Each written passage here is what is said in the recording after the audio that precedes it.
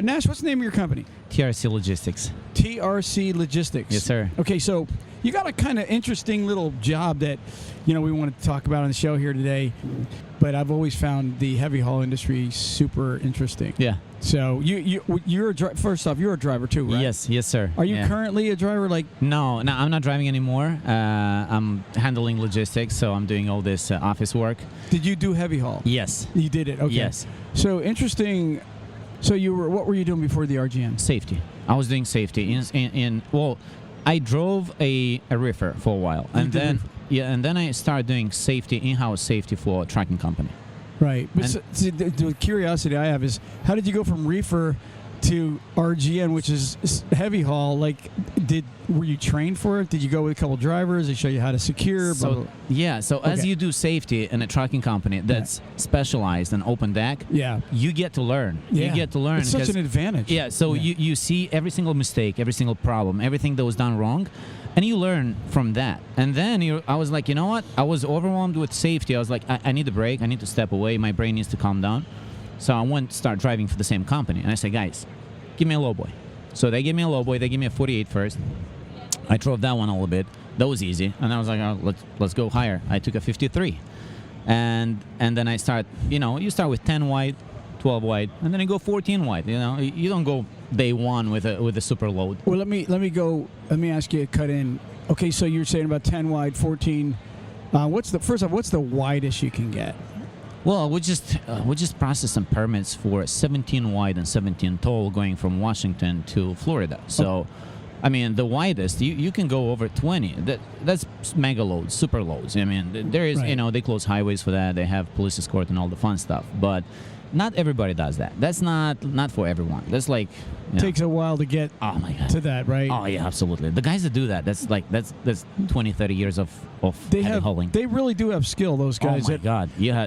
Like, people don't realize the guy that's pulling like 5,000 axle truck, that dude is not like... Yeah, that's not an average guy. He didn't just come from a reefer company. Yeah, exactly. No, it takes time. Yeah, for me, he gets money too. He makes money. He makes money. He makes money. Absolutely, he makes money. But it's a specialized job. Any specialized job, you have to make money. Otherwise, like, why learn it? Why do all the hard work? That's true. That's a good point. So going from seeing everything, understanding, seeing all the problems, and doing all the training in-house and everything, I was like, let me try it. So I tried it. I loved it. But the one thing I was having a hard time is when you get that permit, you buy a permit from a company, and they give you the paper. You have to sit down, read the paper, and then you have to pull up your GPS and put a pin for every exit. So you do your routing, you create a route, and then you follow that route. And me being an owner-operator, I was like, let me hire somebody to help me. So I hired a guy to be my assistant, dispatch assistant, so he was helping me finding my own loads and also buy the permits. And then I told him, listen, read the permit, do the map for me, and I'll analyze, make sure it's right. So he was doing the routes for me. And as I was doing that, my friends are like, dude, I want a piece of that. Can I do that? Can I have one? And then the next friend, and next thing you know, I need to hire people. I was like, okay, it's time to make a business out of it. Yeah. So I started Synchron Permits, which is our permitting services. Right. Now I have 30 plus guys, and the client calls or sends an email, we create the order, we buy the permit, and then we give him the permit, plus we give him a Google Maps. And I think that's the advantage that I have versus other companies. It's designed for a driver. It's designed for me as a driver. I didn't design it as a business. First it was designed for me to make my life easier. And then it turned into a business. So I think that's the advantage that I have with other companies. It's funny, I'll tell you a quick story. I met a guy years ago that all he did was went to the Liquito Inns, right? And he was the guy that read the blueprints, and he had a connection with a cabinet maker in Dallas.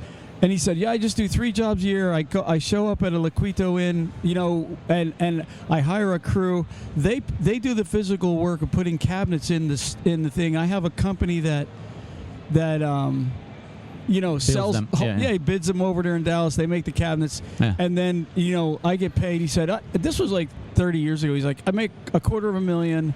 I do 3 jobs a year. I'm like, how do you get a job like that? He said, take everything and make your own job. Yeah. He said, take all your skills, put it together, and create your job. It sounds like that's what you did. Yeah, that's the same thing happened with safety. I did the same thing with the safety because the company that I quit. Well, hold on. Before we go to safety, I got still a lot of questions on Yeah, go ahead. Because I'm super excited about the oversized stuff. Yeah. Okay, first up, let's talk about cost. Okay. I've heard some crazy prices, like you just said about a 17 wide load going from Washington to Florida. Yeah. Now, companies have told me before that the permits, first off, are not cheap. Yeah, they're not. To get that, and then a lot of times, this one guy was telling me they had a load coming into Florida, and they had to have a state trooper escorting the damn thing. There's a super loads. And they have to pay the state troopers, and that's expensive. Yes. So let's talk about that. Like, how many permits, first off, from Washington, number-wise, how many permits do you need? Is it one for each state? Yeah, each state that you go, it's one permit. And everybody thinks it's like, easy, I'll just go there and get them, Well, not really, because when you have a big load, you need to make sure the states connect. You can't end on I-80 and then another one starts on 70. It has to connect. So you need to do kind of a check for 3 states ahead before you buy the first permit. So you have to do your homework first. Make sure everything clicks. And then once the clicks are on, you got the check marks, you buy the first one, second, third, and so on and so on. So there is some logistics to be with that process. And then certain states you have to call the counties, you have to get the county permit. There's more into it. It's not just you go online, fill up a form, and they give you the permit. So how long does it take to get one? When you for the super loads, it takes time, man. Like I had, sometimes it takes like 2-3 hours. Sometimes it takes a day to get one permit because you have to call multiple, counties and that. But if I said to you, hey Nash, I've got a super load in 3 months from now, you wouldn't start doing the permits. You wouldn't do it now? No. I would do it like 2 weeks before. I'll start everything 2 weeks before. Make sure you can't go so far in advance because there's so many things that will change next week. I don't know if that road is going to be open, they don't have any construction. So it's too far in advance. Now, if we talk mega loads, stuff that will have to shut down the whole town, yeah, that would be more of a let's start early. But we don't really, I think we don't go with mega loads. We didn't do nothing that will close. So what's bigger, a mega or a super? Well, a super load is the type of the permit. Yeah. But mega load, it means it's so big that will shut down a whole interstate. They will just stop everything. Yeah. A super load, you can have a super load, a permit that will not have any interference with the flow of traffic. I mean, you will have escort, police escort, and all that, but it's not necessarily closing the whole highway. Now, when you have a mega load, something that is publicly on news that, hey, this thing is going to cross through and that's a mega load. That's something that, So which state is the most expensive one to get permits? No, there has to be that's interesting. Yeah. I'll tell you the one that will. So there is states they charge when you get heavy. That's when it gets expensive. So they charge by the length and the weight, or just the weight? So when you wide, they have a flat fee. Wide or tall, it's flat fee usually. But when you heavy, now it goes per mile and how much do you weigh. So so Tennessee as an example, Tennessee gets really expensive because they charge per mile, per axle, and so on and so on.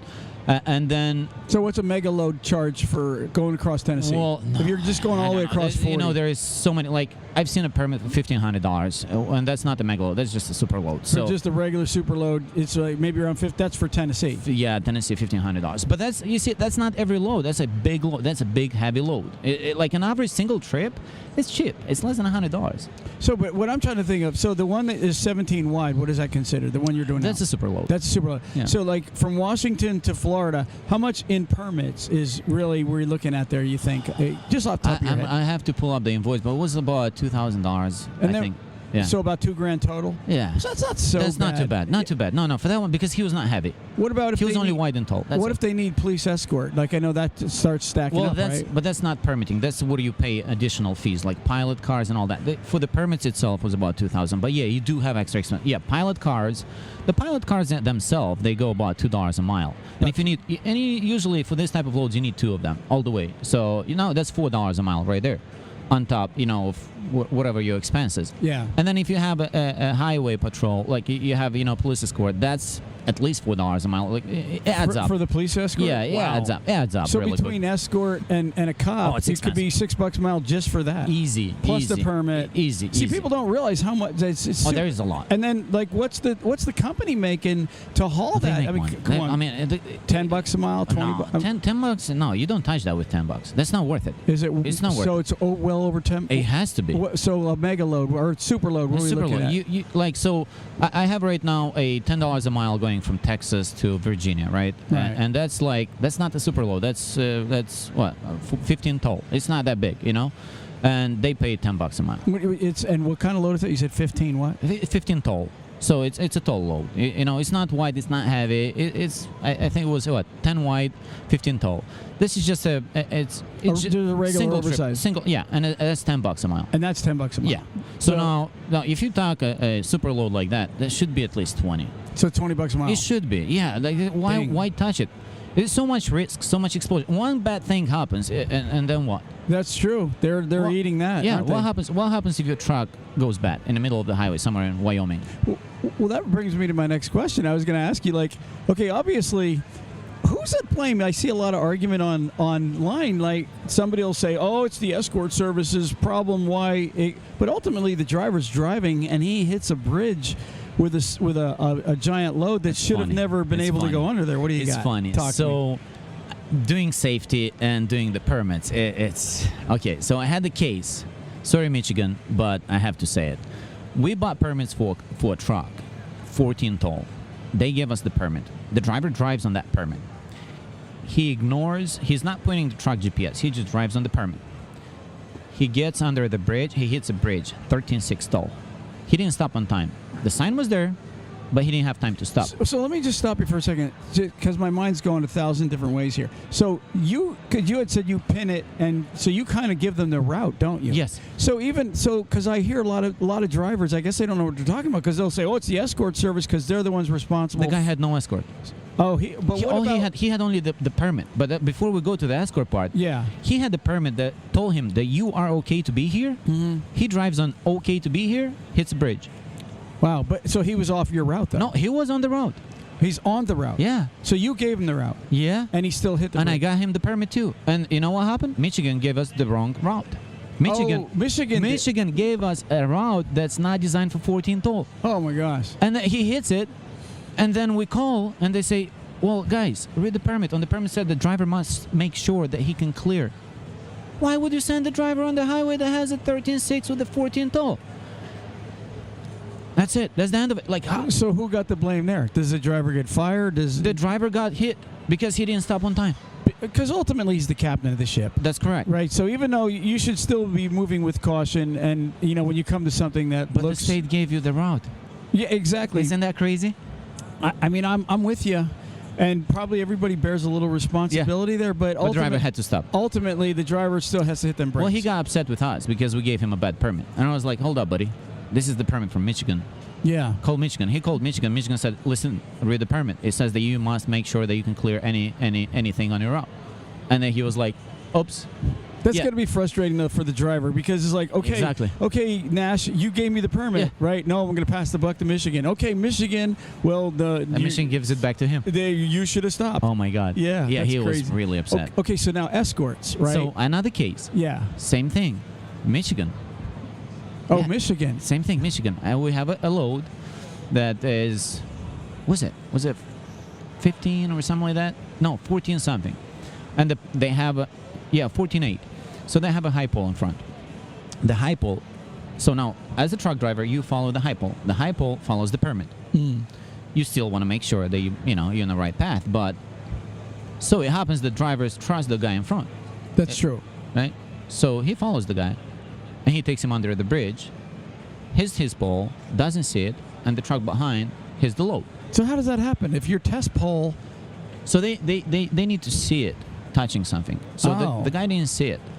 So Don't they have sensors on those poles? No, it's visual. It's visual. You would think that they would make an app. That would be amazing. There's another That would be business, amazing. right? You need to have like a little app. Scanning the clearance. Yeah, man. They You would have a think lidar, today's lidar technology. scanner. That would You be know amazing. somebody's going to hear this and they're going to Absolutely, let them do it. Let them do it. Let them do it. Not one. Let 5 of them do it. It'll help you, right? Help everybody. Yeah. Yeah, help the highway, everybody around. Because you don't want to get like in the situation when somebody hits a bridge and kills someone. You hear that, inventors? Invent a test pole Absolutely. that has a sensitive sensor in it that, like, it doesn't have to be a pole. It could be a device that you put it on your bumper that scans up and down, and it does like the whole thing.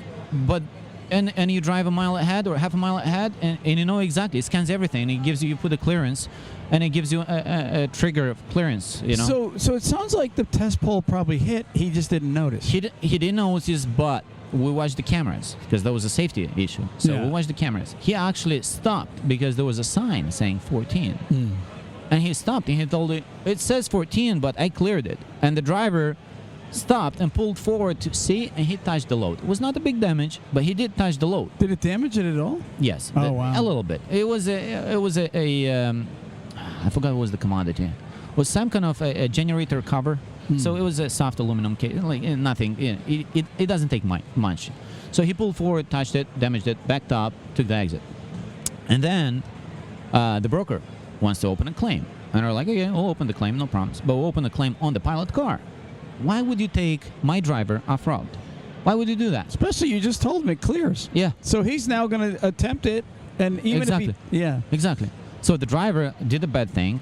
The sign said 14. Why even try it? Actually, I kind of am on the driver's side there. I can't. No, both of them.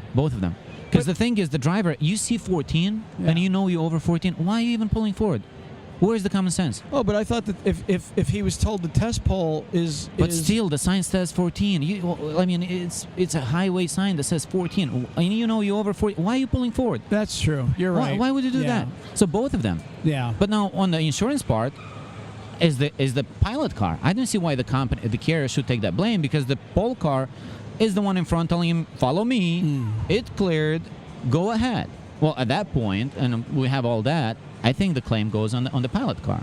I think so. I Well, agree. the broker was not happy about that, and they put a freight guard because we tried to open a claim on the pilot car instead of using our. Long story short. A lot of buck passing. Yeah. So before we go to your other stuff, couple more questions. Mega loads. Like, what's the well? First of all, what's the biggest one you personally have you pulled a mega yourself? No. Never got it, No, huh? man. It was Not my enough comfortable. experience? No, I had fun with it. Yeah. But at the time when I was doing it, it was not worth it. Right? The market right now is good. There's good market, bad market. And during the bad market, you don't want to touch anything that's not worth it. And I was doing sometimes you have an RGN that makes $3 a mile, and it was like, what Yeah. it's just not worth it. Like, they have bad rates and good rates. When you have bad rates, why touch it? Just take a legal load and run with it. My sweet spot was anything that was tall, because I had a Specialized XL, which is a mini deck, which is really, really low to the ground. And I was doing East Coast toll loads. My bread and butter was toll loads on East Coast, because East Coast low bridges. And I'm from the East Coast. Yeah. So low bridges, going to Massachusetts. Not everybody wants to go there, and that was like, hey, that's me. Let me go. Yeah. Yeah, they were paying good. I don't meet many drivers, but every now and then you meet a true. I call them just true drivers. A guy he'll take a load, he'll go anywhere. Yeah. And they'll be like, I don't care. I'll go to Boston. I don't go to the Manhattan." island though. Sorry. I hate the island too. I don't go to the island. I hate it. At the LIE is always backed up. I freaking hate that. Only with a small car, I would touch it. Yeah. Semi, no. But I've run Manhattan, the Bronx, Yonkers, Queens, Brooklyn. I used to run all over Brooklyn, and you're right, the bridges, you got to know where the hell you're going. Yeah. But you know what, though? Once you do know it, it ain't that bad. That's you know true. what really sucks? We used to pull furniture trailers, 53-foot drive-ins, and the load would be picking up at the Waldorf Astoria. You know where that's at, right down. It's like a 55th in Broadway or something.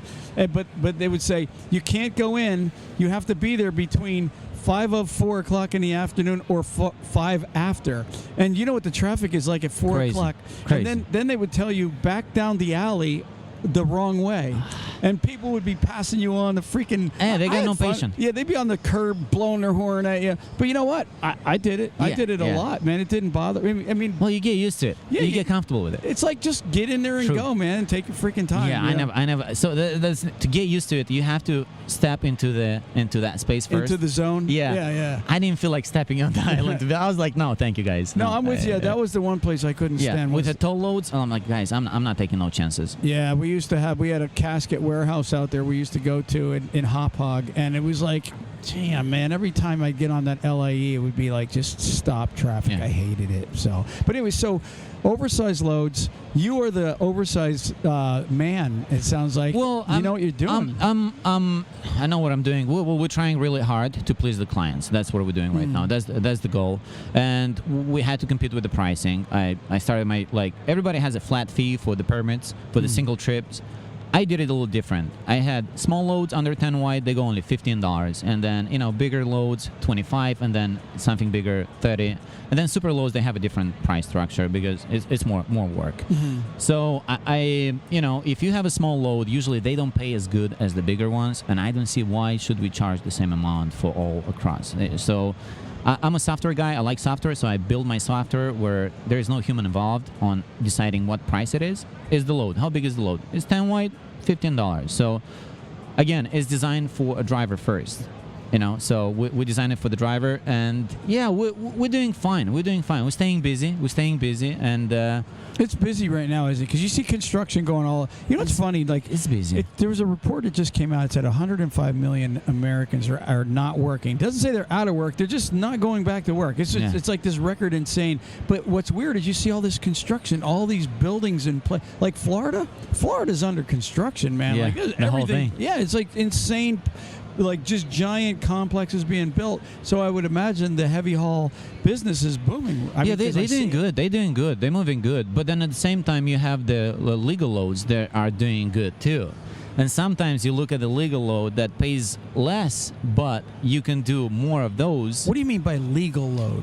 Legal and oversized permits, it means under 8.6 wide. So you don't need a permit. Oh, okay. I know you're saying. Yeah. Okay. So that's nothing, no permit. Yeah, Okay. no permit. So that's a legal load that you don't need a permit.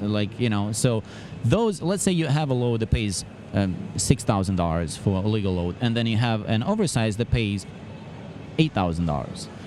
With a $8,000, you can't drive at night. With the other one, you can drive at night. Good. That's good. I want to get into that. So some loads they will not let sometimes it makes more sense to have something that you can drive at night and deliver there early, and then catch something else, and you get your week. Your week will have a different number on your pay stub. So, like, for example, you see, like, a guy, he doesn't have an escort. It just says oversized on the back, and maybe he's got a mini crane or something like that on there. That's a guy that's just literally, legally he's able to drive, right? He's not. Yeah, if you have an oversized sign, if you see something that's on the side, you see the trailer, that's 102, right? 102 inches. If something is sticking on the side, on right, left, that's an oversized. Now he needs to have flags, the banners, and all that good stuff. But does he need a permit for that? Yeah. Okay. Yeah, the moment you go over the edge of the trailer, permit starts. So, but we have oversized that are not over, right? You have oversized that are tall, so he's not wide, but he's only tall. So which one is able to drive at night? That's what I'm getting at. So now, different states, different rules. Texas, you can drive 10 wide, 14 tall at night. At night. At night, no problems. Anything over, daylight only. Cali, on the other hand, you can go up to 12, or you can go up to 12 without a pilot car, and with a pilot over 12. Really? Yeah. So Tennessee, you can drive 12 wide. All you need the lights. So different states have different rules, and that's where it comes a driver that reads the permit. It's very important to understand. What are you doing? It's not just you get the permit. Like every single state has different rules when it comes to night travel and when it comes to different regulations. Because each state is like a small country, and everybody has their own rule. It is crazy. You would think that the United States would have a rule for but it's not. It's all really more. No. It's more state per state. Because they do the case studies and see what were the the problems they have, and they adjust depending. Because not Cali is not going to have the same problems as Texas, and vice versa. Who has the most low bridges? Oh, East Coast. Oh my God! You go to. Is it New York, New Jersey, Pennsylvania? Well, the entire New England. Right. No, I mean just like per state. Like which one is like super? I don't know. There's no way for me to put a number. I never What counted how about many Chicago, bridges. man? That's another place with some super low Nah, viaducts. No? Chicago, it's all right. Yes, really? It's easy. Yeah, it's Chicago. It's easy. Okay. We never have problems with Chicago when it comes to Illinois itself is not a What problem. about which one's the easiest to move through? The easiest to move to. Interesting. I think. Well, Texas is not on the list. Nobody I'm looking at the permits in Texas. What do you mean Texas is not on the list? It's not on the list of the easiest one. Oh, okay. And you would assume a state that everything is bigger is the easiest one. You go a little taller, and all of a sudden they have some little bridges randomly placed. It's It's just so random. just It's something to like screw everything. yeah, just like yeah. I'm like, why would you send me like zigzag through the state?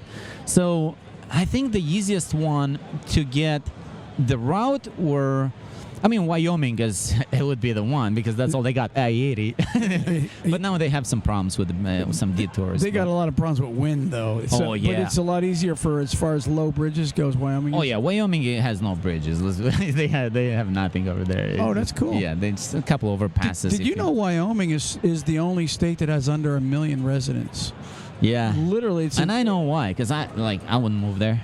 It's just land. Yeah. You know what I mean? It's like one of the only states. It's like I think it's the lowest populated per land mass or whatever. Me as a driver, like anytime wintertime, Wyoming, because I was doing like a dedicated line going from Alabama to Cody, Wyoming, and it was a beautiful drive, beautiful scenic drive. And on the way there, they have Thermopolis. You go there and they have the hot springs. I'll park the truck, beautiful trip. But the winters, oh my God. Yeah, So it's cold. insane. We so get the videos. winds and everything. It's insane. You go there and you drive with this, 15 tall, 13 wide. It's and you get the snowstorms. You can't promise a delivery date in Wyoming. Like you can't be like, yeah, I'll be there Thursday. Hold up. Let's check the weather first. Let's see what's happening because you get high winds. You get to stop. You can't drive when winds are over 60 and so on and so on. It's not safe. So yeah. So before I close this section, real quick. I used to live near a place called Schuylkill Products, right? I don't even know if it's still called that, but I know they're still there. They're in Cressona, Pennsylvania, right? And they make bridge beams. Okay. You should see these things. I mean, it just Huge. insane. Yeah. And I remember, one time I counted 72 wheels. It was super awesome, right? And they got to shut down, like you said, towns Yeah. to get them around corners. Yeah, It's sick. But one time, it was in our newspaper, right, where. The state escort. They always had state cop escorts, right, to get them to the border. But they got pulled over because they had the wrong permit. Yeah. And they literally had in the paper it was a $35,000 or a $40,000 fine they got. And what's really crazy is they had stateies with them. You would think the state cops would have checked out those permits. But again, you're going back 30, maybe 40-some years when this really happened. I'll never forgot that. That's insane. I wonder what them things weigh. They got to be huge on weight. So, you know what state is actually crazy on fines and they give you no breaks? Which one? Illinois. Illinois? Oh my God, they're so ruthless. So, every time when we get the order, we're really, really careful about axle spacings. We'll tell the driver, check your axle spacings. We need it. And most of the driver, it's, a number. And then he gets to a scale house in Illinois, and Illinois will measure it. And if it's off, that permit that you have in your hand is invalid. So basically, you have no permit because the number's not right. And they hit you with a fine for driving without the permit. Big fines. And they go by the weight. And I've seen fines 8,000, 10,000, and this is not super lows. This is just a heavy load that had the wrong axle spacings. And I was like, oh my God. And then the driver will call all upset, like, hey man, guys, what did you do? Like, Who pays for the fine? The driver. Wow. The driver. Because it's the driver responsibility to check everything. Yeah. Even before you enter the state, you need to read that permit and make sure everything is right. Right? You can't be driving like with a paper in your hand and say, yeah, it's all good. You are responsible to read the permit, make sure everything is right. And if you as a driver gave the wrong information about the axle spacing, commodity dimensions, and whatever, who's at fault? Do they run the mega and the super loads through the scale houses and weigh them in there or not? No. Or do they do that on the side? Like you not all scale houses can do that. Like you can't like even you get an annual permit in Virginia and it will tell you like this scale house do not enter, this scale house call in advance. And this is not even for the big. They go up to 14 wide, and that's already they already start with the don't do this, don't no. So it's not like that. Your permit will tell you exactly what you can or cannot do while you drive with that big load. Usually, yeah, it's not like yeah. Well, let's wrap this up. So, give me the name of your company again, and tell everybody, anybody that's looking to get permits. Sounds like you're a pretty fair guy. You said it's just a software. You're not bumping this guy. You're everybody gets charged the same. Yeah. It's all just built in. They call you. Here's the price. Boom. Yeah. It's not like Custom. Hey, No. Right. You do your thing. So give your information out. So the name of the website, it's Synchron Permits, right? And we start at $15 a permit. Team of 30 plus guys. Everybody is working hard, and I'm, as a driver, I know exactly. And another interesting thing, when somebody calls in or they send an email, let's say a dispatch sends an email, hey, I have this load from Texas to Wyoming, wherever. What we do, they send me the route and say, hey, Nash, should we take this or that? And I tell them, based on my experience, like, we should go this way. So we're giving the dispatcher one or two options of the most truck-friendly routes. And then they get to choose, right? Because other companies, they will take it and will just buy the permits, send the permits. What we do first, we analyze, should we send the driver that way, based on the restrictions too? Because, you would think that you can drive on I-40 anytime you want, but in New Mexico, it's not true. Because they have a construction going on. In Arizona, they have something, they'll give you a detour. So sometimes I'll say, take 10. Take 10 because it makes more sense. You'll have less detours, right? Or instead of going... there is 3 ways to get from Cali to, let's say, to Ohio. You can go on I-80, you can go on I-40 through Oklahoma, or you can go 54 in Kansas, right? Now, if just a permitting company that never drove, they have no idea what's the difference on, as a driver, to go on 40 in Oklahoma and deal with Oklahoma DOT. Nobody likes the scales in Oklahoma. Ruthless. Ruthless. We see a lot of videos in Oklahoma. They are ruthless, man. And then, in Oklahoma, sorry, off topic. If you want to buy an overweight permit, you can buy it. Right. You get into a scale house, they look at the overweight permit, and if your registration doesn't say that it's 90,000 pounds, your permit is invalid. And then now you're getting a ticket. You're getting a ticket. Yeah. Why did you give me the permit to begin with? Why did you guys give me the permit? Like, you should have told me, hey, upgrade your, that was like early days when, So we offer the dispatch, hey, you got 3 options, A, B, C. Which one do your driver wants? The driver makes a choice. I want to go 54. Boom. That's it. And we buy the route the driver wants. Again, it's designed for the driver. So if anyone out there it's afraid to step in oversized loads, don't be afraid. Start small, start 10 wide every day. Get the permits from the right people. Get those maps. That's important. Yeah. The wrong permit can mess your day up. Yeah. Well, I'm not saying that everybody there is sending wrong permits. No. I'm saying get the permit. Make sure you take the time to study. And the more you get, like, getting that route is going to make your life so much easier because you get the Google Maps and you actually have a visual. You understand which ramp you have to take. If you have to take a ramp because it will be too tall, reading it on the paper versus seeing it on Google Maps and reading at the same time, big difference. And start small. Don't go crazy. Don't go 14 wide day one. No, start small, 9 wide, build 10 yourself wide. up. Absolutely, get comfortable. Get more comfortable. More complicated as you go. Yeah. So let me ask you this real quick, since we're still on this. Do you have like a waiver drivers have to sign, like, hey, you hit something, this is on you, blah, blah, blah? The permit says that. The permit. Every permit says that. So these guys should go into this knowing, just because Michigan gave me a messed up permit doesn't mean I should proceed. You don't close your eyes and don't look at the signs. Yeah, exactly. You see a 13.6, you stop. Hey, hold up, I'm 14. Why am I here? And that's when you call the state and say, hey, state, send a trooper, get me on the route. And they have to do it. They're not going to say no. But you're just closing the eyes and smashing into the, Doesn't work that way. No. They're gonna always say, I didn't know doesn't work, does it? No. I didn't know. Yeah. They don't play that game. Let's give your company a plug, Nash. It's, again, the company's called Synchron Permits. Spell Synchron. Right here, sir. Let me see. In fact, I'll put it up here on the on the thingy. SYNCHRON.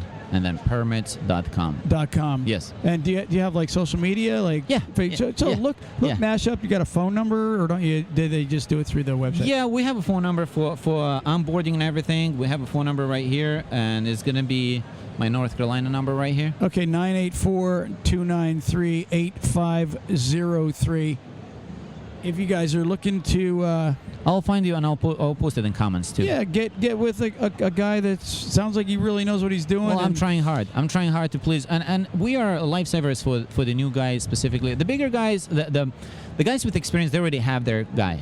They know what they're doing. Well, it's like a barber, right? You have your barber. You have the guy that gets you the permits. Yeah. You're not going to go try a different barber just because he has a $5 less. Right. You're not expecting a bunch of big companies to call you up. No. I'm not expecting. I'm not. But you're helping the guy that really wants help. Exactly. Yeah. So now you have a guy that's really trying to get in there, but he's afraid. He's scared. He's like, how do I start this? Well, easy. Start small. Yeah. And get the right guy in your team, somebody that's going to help you there to get So there. even like an owner-operator that just wants to book his own loads, right? He wants to get an RGN. Well, he doesn't even know how much it's going to cost me in permits. We build a page, an estimator page, where he goes in there, he puts the states, how wide, and we'll tell him how much it's going to cost. Every single dispatch can go on our website, create an account. It's free. And they can actually see how much is going to run him, how much is going to cost a run from Cali to New York, as an example, if it's 10 wide. It will give him a rough estimate on prices for the oversizes, not overweight, because overweight it's a little bit more complicated. So they can go on your website and just plug it in? Yeah, it's free. It's free. They can see and analyze how much it's going to cost them. I might go on your website later just to play around with it. Yeah. That's You can put 14 states, choose like 10 wide, 14 tall. It's going to tell you how much money it's going to cost you. All right. Well, we're at the Texas. I didn't even say we're at the Texas Trucking Show here. Yes. I don't know if you met Zeus, the guy that runs the place. Yes. Man, he's awesome. I'm calling him the Trucking Show king. Yeah. He's got Florida, 2 Texases now. We're going to be in Dallas next year. That's coming back. That's awesome. He does Cali. Cali. I was thinking about Cali, but it's a little too far for me to drive. Yeah, I'm not doing Cali. I've never lost anything in Cali. But anyways, man, thank you for coming on the show, brother. Pleasure. I mean that sincerely. It was really good. Good information. I mean, just you really answered a lot of stuff that I see guys arguing online. It's this guy's fault. It's that guy's fault. But ultimately, end of the day, it's the driver. Unfortunately, the driver is the one who takes the blame, and the company pays the bill. Though, don't forget, the insurance thing. Always the company. So this owner ops that think that they it's okay. No, it's not okay, because somebody has to pay that insurance bill. Somebody's paying for your mistake. Yes, usually not the driver. Okay. Absolutely. Thank you so much, Nash. It was a pleasure. All Thank right, you, brother. Attention owner operators, small fleets and large fleets. If you want to improve your game today, call Bubba.ai. Bubba.ai is an AI dispatcher that will find loads at any time for you. An example, hey Bubba, find me a load from Atlanta, Georgia to Dallas, Texas. Bubba.ai will then find you that load. If you do not like the rates, Bubba will call the broker and negotiate higher rates for you. Bubba.ai also can pre-dispatch. For example, hey Bubba, once I get to Dallas and deliver this load, I need another load going to Norfolk, Virginia for the weekend. Hey Bubba, once I get to Norfolk, Virginia, come Monday, I will need a load going to Tampa, Florida. Bubba can do all this and get it all set up for you.